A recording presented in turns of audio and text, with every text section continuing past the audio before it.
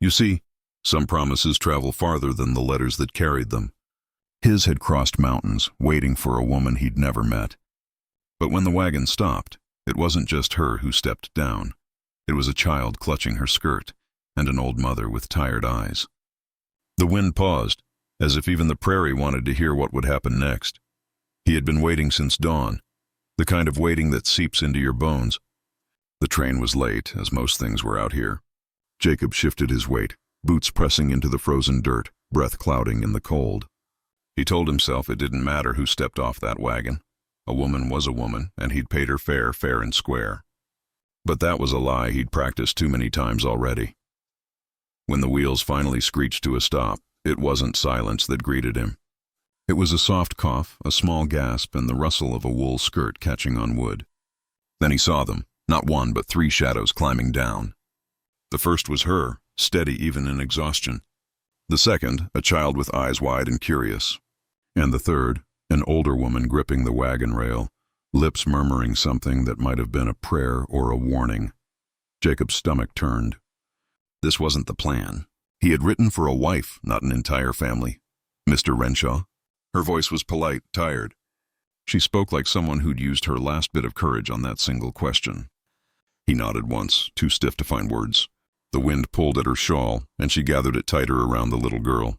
Behind her, the station master glanced up from his papers, grinning under his mustache like the whole scene was good entertainment. Jacob caught that look and felt heat crawl up his neck.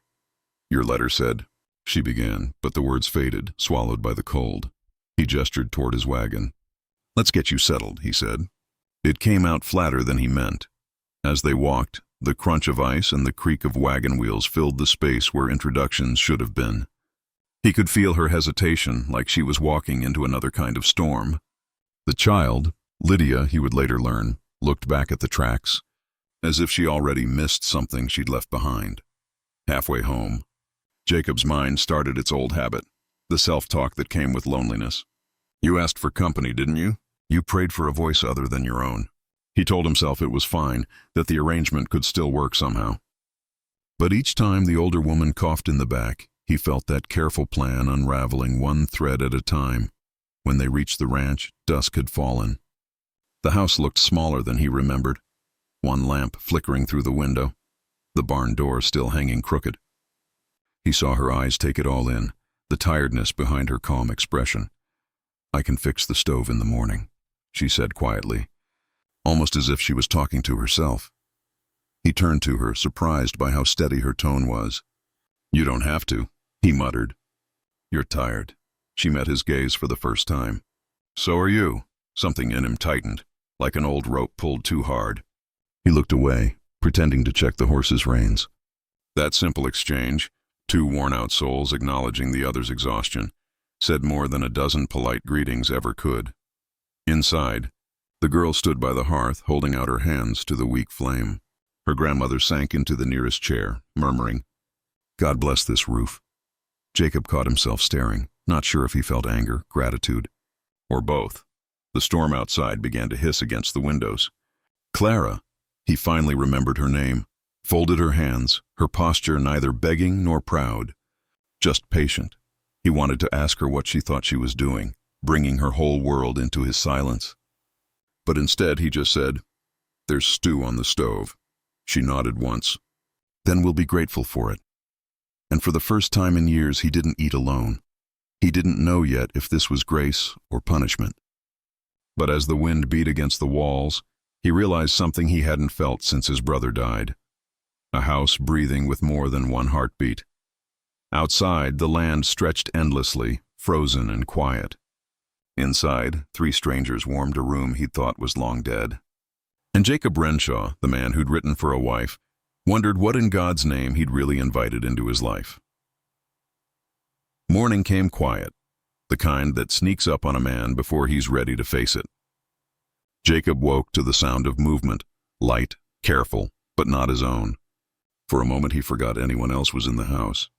Then came the faint clatter of tin plates and the soft hum of a woman's voice. It had been years since another voice had lived inside these walls. He sat up slow, boots finding the floorboard that always groaned in protest. Through the half-open door he saw her, Clara, At the stove, sleeves rolled up, stirring something that smelled faintly of corn and coffee. The old woman sat near the table, shawl wrapped around her shoulders, eyes half closed as if she were listening to memories. And the girl, Lydia, was crouched near the fire, tracing shapes in the ashes with a stick. It hit him how strange it looked, his kitchen, suddenly full of life. He didn't know whether to be grateful or scared. "Morning," Clara said, not turning around. Her voice was calm, like she already knew he was standing there. He cleared his throat. "You didn't have to start work this early. I wasn't sleeping anyway," she said. Old habits. He stepped closer, still uneasy in his own home. The air smelled like warmth and something softer. Maybe hope, though he wouldn't dare name it that. She poured him coffee without asking, handed it over with both hands. Her fingers brushed his glove, just barely, and it startled him how natural it felt. He tried to find words, something polite to cover the silence. "You plan to stay long?" It came out rougher than intended. Clara didn't flinch. "I plan to earn what we eat," she said, "as long as that's welcome." It was an answer he respected, though it stung more than it should have. He nodded once. "Then we'll call it fair." The girl looked up from the fire, her face smudged with soot and something like curiosity. "Is that what folks do out here? Trade things?" Jacob gave a dry smile. "Out here, that's all we've ever done." The day unfolded in small, careful moments.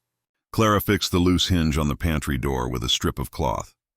Lydia carried buckets from the well, even though they were almost too heavy for her. Eleanor, the old woman, hummed hymns that seemed to keep the wind away. Jacob worked the fence line, pretending not to look back toward the house, but every time he did, he saw the thin smoke curling from the chimney, proof that someone was keeping the fire alive. By noon, the storm clouds that had been gathering since morning broke wide open. Rain came hard, washing the dust from the hills. He barely made it to the porch before it hit.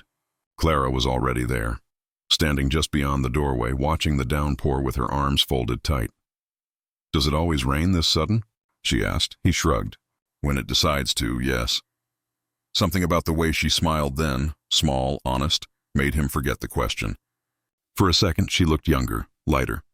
But then he saw the lines near her eyes, the kind that come from years of trying not to cry. Inside, Lydia laughed at the thunder, and her grandmother shushed her gently. The sound filled the air, mixing with the rain until it felt like the whole house was breathing again. Jacob leaned on the doorframe. "You could have stayed in town," he said quietly. "Would have been easier." She glanced at him. Easier doesn't always mean better. The way she said it, steady, simple, left no room for argument.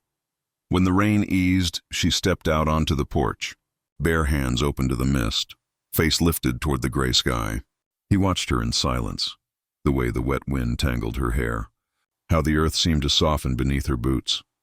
He thought about the letter he'd written months ago, the words he'd chosen carefully, promising a fair partnership, an honest life. But he hadn't written anything about belonging, maybe because he'd forgotten what that meant. As the light dimmed and the air cooled, Clara turned toward him.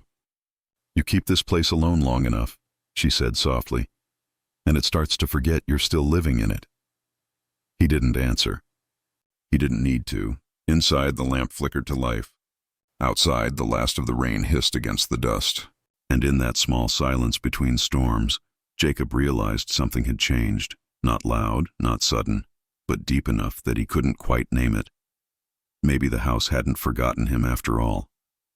It had just been waiting for a reason to remember. Jacob never planned on getting used to the noise of living things. But there it was, laughter, the scrape of a chair, the low hum of an old hymn seeping under the crack of his door. It had been 3 weeks since the storm, and somehow the house hadn't quieted once. He told himself he missed the silence. Yet when it came, even for an hour, it felt wrong. He rose before dawn like always, pulling on his boots by the weak glow of the lantern. Outside, frost had settled on the corral fence, silvering the boards. The sky was still asleep, the stars fading slow. He thought he was alone until he saw a figure near the barn, small, wrapped in a blanket. "Morning, Mr. Renshaw." It was Lydia, her breath fogging in the cold. "Mama said I could feed the hens." He frowned, half because of the hour and half because the sight of her made something soften in him he didn't quite like. "You're up early," he said. She grinned. Grandma says the hens lay better if you talk to 'em first thing. He chuckled despite himself. Well, if they start answering, you come get me. She laughed, the kind of laugh that didn't belong in a place that had forgotten joy.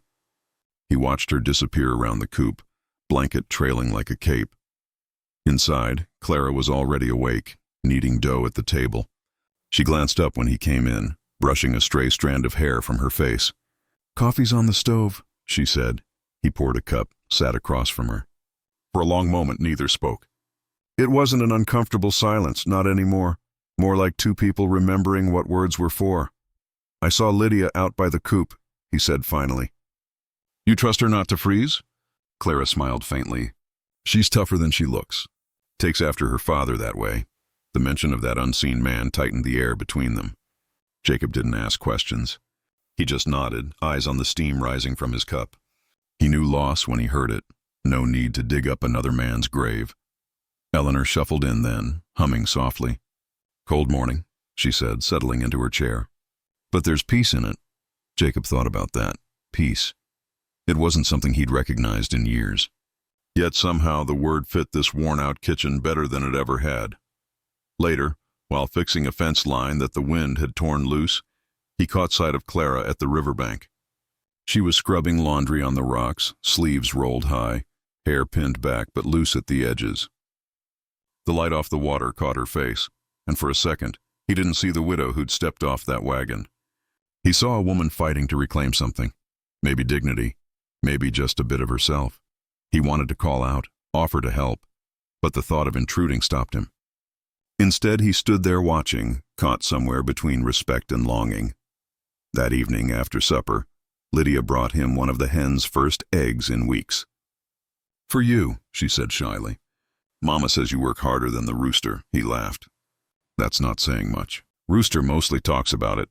Her giggle filled the room, and even Clara smiled, her eyes soft in the lamplight.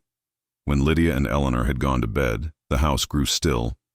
Jacob sat by the hearth, mending a piece of tack, while Clara sewed a rip in one of Lydia's dresses. The fire crackled, throwing slow gold light across her hands. "You ever think about going back?" he asked, surprising himself with the question. She looked up. "To Kansas?" A pause. "There's nothing there but ashes," he nodded. "Same here once. Different kind." Their eyes met for a moment that lingered longer than it should have. No words followed, and maybe none were needed. Outside, coyotes called to the moon, but the sound only made the room feel warmer. Clara finished her stitching, tied off the thread, and whispered, "This house doesn't feel empty anymore." Jacob looked at the fire, at the chair where his brother used to sit, and felt the strange truth of it settle in his chest. Maybe that was the miracle of it all. How three strangers could walk into a man's broken life and quietly remind him that it still had a heartbeat. He didn't thank her aloud, but when he tossed another log onto the fire, the spark that leapt upward said enough. The letter came on a Tuesday, the kind of day when the sky couldn't decide between rain and dust. Jacob found it wedged under a sack of feed at the general store, his name scrawled across the front in the tidy hand of Reverend Hale. He hadn't seen that handwriting in years, not since the funeral. He didn't open it right away, just slipped it into his coat pocket, nodded at the storekeeper, and walked out. But he could feel it there the whole way home, heavy as a stone he didn't want to turn over. By the time he reached the ranch, Clara was on the porch, hair pulled back, apron dusted with flour. "You're late," she said, not scolding, just stating fact. Behind her, Lydia's laughter carried from inside, mixed with the clatter of dishes and Eleanor's soft humming. "Ran into town business," Jacob muttered. "Good kind or bad kind?" He forced a half smile. "The kind that comes with a preacher's handwriting." Her brow furrowed. "Reverend Hale? What does he want?" Jacob looked past her, out to the far hills. That's the thing about preachers. They don't always say what they mean. Sometimes they just remind you what you're trying to forget. She studied him for a moment, but didn't press. Instead, she turned back toward the door. Supper'll be ready soon. The night passed quiet, but the letter didn't leave his mind. Long after the others had gone to bed, he sat at the table, lamplight trembling on the paper as he unfolded it. "Mr. Renshaw," it read. "Some in town are asking questions about the woman and the child now living under your roof. Folks talk as they will. but it might ease their minds if you clarified the arrangement, before assumptions turned to trouble. He read it twice, then folded it back up, jaw tightening. He could almost hear the whispers already, the widower and his mail-order bride. The one who brought her mother. What decent man lets that stand? He leaned back in his chair, eyes on the flickering lamp. For a long time he didn't move, just sat there, listening to the wind scrape along the eaves. When Clara came down early the next morning, she found him still there. "Couldn't sleep?" she asked softly. He didn't answer right away. "They're talking in town," he said finally. "About us," she froze. "Us?" he nodded. "They think it's something it ain't." Her face stayed calm, but her voice trembled at the edges. "And what do you think it is, Jacob?" That caught him off guard. He opened his mouth, closed it again. "I think it's my business what happens under my roof." She gave a small, sad smile. "Your roof, right." He hated how the words sounded after she repeated them. Small, selfish, unworthy of the warmth she'd brought to this place. Later that day, he hitched the wagon and drove into town, the letter still in his pocket. The ride felt longer than it should have. Every mile filled with what he should have said but didn't. At the store, folks greeted him polite enough, but the eyes said more than the words. He saw Mrs. Lang whispering near the flour sacks. The blacksmith nodded slow, watching him the way a man watches a fuse burn down. When he returned home, Clara was outside splitting kindling. The sound of the axe was sharp, sure. She didn't look up as he approached. "Don't mind the talk," he said, voice low. "It'll die down." She stopped mid-swing, turned to face him. "No, Jacob, it won't. Not if you keep pretending I'm a problem to explain." He swallowed hard. The truth of it burned more than her anger. "I didn't mean it that way," he said. "Then how did you mean it?" Her eyes were steady, not cruel, not pleading, just tired of being unseen. He didn't have an answer, and silence once again said what he couldn't.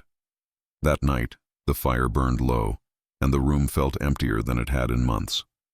Lydia slept curled beside her grandmother, while Clara sat alone by the window, staring out at the cold prairie. Jacob watched from the doorway, wanting to say something that might fix what had cracked between them. But the words never came. Outside, the wind picked up, carrying the faint hum of the telegraph line. It sounded almost like a voice, distant, regretful, fading with the night. He turned away, the letter still folded in his pocket, heavy as the truth he couldn't speak. The snow came early that year, thick and steady, the kind that swallows sound. By the time Jacob woke, the yard was buried in white, the fences half gone beneath it. For a long while he just stood at the window, watching the flakes drift down, soft and merciless at once. The silence suited him. It was what he'd earned. Clara and the others were gone. They'd left 3 weeks earlier, after the fight, after his pride had done what bullets and drought never could, cleared the place of life. He'd told her to go, and she had. Not with anger, not even with tears, just that quiet finality he couldn't argue with. Now the house was his again. Empty, orderly, quiet, and yet every corner hummed with what used to be. The chair where Eleanor prayed each morning. The apron Clara had forgotten on the peg. The small wooden bird Lydia carved and left by the window. They had taken nothing that mattered, and somehow taken everything that did. He poured coffee that had gone bitter overnight, sat at the table, and tried to convince himself that this was peace. It didn't take. By noon, he saddled the horse and rode toward town. The snow stung his face, the air sharp as glass. He hadn't meant to go anywhere in particular, but sometimes a man rides just to keep from standing still. At the general store, Reverend Hale was there again, wiping his glasses, voice gentle as ever. "Haven't seen you in a while, Jacob." "Been busy," Jacob muttered. The Reverend looked him over, seeing through the lie. "You might want to know, the Doyle women are staying at the widow Carlson's place, just outside of town. They're safe." Jacob nodded, jaw tight. "Didn't ask." "No," Hale said quietly. "But you came here to hear it anyway." He didn't answer. Just turned and left, boots sinking into the snow. By the time he reached the Carlson place, the light was dying. Smoke curled from the chimney, thin, hopeful. He could see shadows moving through the frosted window. Lydia setting a table. Eleanor rocking slow by the stove, Clara bent over a pot, her hair tied back just like before. For a long minute he just stood there, gloved hand on the gate, every memory pressing against him. He didn't deserve to knock, but he did anyway. Clara opened the door, surprise flickering in her eyes before caution settled in. "Jacob." He took off his hat, snow falling from the brim. "Didn't mean to bother you," he said. "Just thought I'd return something." She looked confused until he reached into his coat and pulled out a folded scrap of paper. His letter, the one he'd written months ago to order a wife. "Never did thank you for answering it," he said softly. Didn't know how to mean the words back then. She didn't take it at first. Just stood there studying his face, the same hard lines, maybe a little deeper now. "What are you trying to say, Jacob?" He swallowed, voice rough. "That I was wrong. About everything. About what you brought into my life. About what I thought I wanted." Behind her, Lydia peeked from the corner, eyes bright. Eleanor's hymn drifted through the room like a memory that refused to die. "I don't have much left to offer," he said. "But the house, it doesn't sound right without you in it." For a moment, she said nothing. Just looked at him, snow melting on her shawl, the weight of all those quiet days between them hanging heavy. Then she reached out, took the letter, and folded it into her apron pocket. "Come in," she said simply. He did. Inside. The warmth hit him first. The scent of stew, the hiss of fire, the fragile sound of life continuing. Lydia ran forward, throwing her arms around his waist. Eleanor smiled without words. Jacob felt something ease inside him, something that had been locked tight for years. Later, when the snow stopped and the wind finally rested, Clara set another bowl on the table. He took his seat, same as before, but everything felt new. He looked across the table and said quietly, "You were right. Easier isn't always better." She smiled, soft but sure. "And lonely isn't the same as free." Outside, the night glowed pale under the moon. Inside, 3 generations of voices filled the room with warmth again. For the first time in years, Jacob Renshaw felt like a man who'd come home, not to silence, but to a family he hadn't known he was praying for.